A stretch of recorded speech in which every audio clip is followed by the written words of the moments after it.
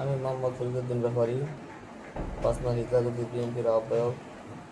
আমি দীর্ঘদিন যাবৎ বিএনপি করি। আমি প্রায় 8 বছর বিএনপির সাধারণ সম্পাদক ছিলাম ওই ইউনিয়নের। বিএনপির আহ্বায়ক হয়েছি প্রায় আজকে 10 বছর ধরে। আমি পাঁচনা হিতাগতি ইউনিয়নের স্থানীয় নির্বাচনে চেয়ারম্যান পদে প্রার্থী। আমি দীর্ঘদিন যাবৎ এই গ্রামে বাজারে সবার কাছে দোয়া চাইতে ঘোরাফেরা করি। এটাও আমার প্রতিদ্বন্দ্বিতা জনাব তানভীর আহমদ তালুকদার পাঁচনা হিতাগতি বিএনপি যুগ্ম আহ্বায়ক নির্বাচন করবো।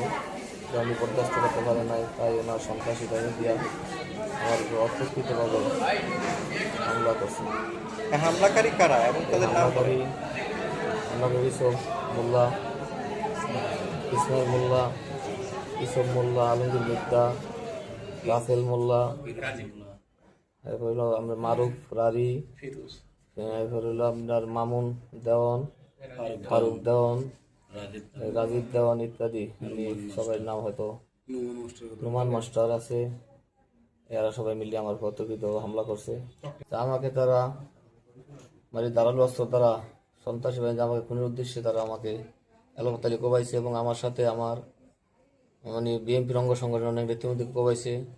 তাদের ভিতরে বাংলা এই বরিশাল শের বাংলায় আমরা কয়েকজন আছি, ঢাকাতে 2 জন রেফারেট করছি। 20 জনকে কোবাইছে, 20 জন কোবাইছে এবং ককটেল মারছে, বোম মারছে, বোম মারিয়া সব লোকজন তছনছ করে দিয়ে ফেলছে। হিজলা স্বাস্থ্য কমপ্লেক্সে আছে কয়েকজন ভর্তি আছে, 5-7 জন। ঢাকাতে আছে 2 জন। এই মানে বরিশাল শের বাংলায় আছি আমরা 2 জন।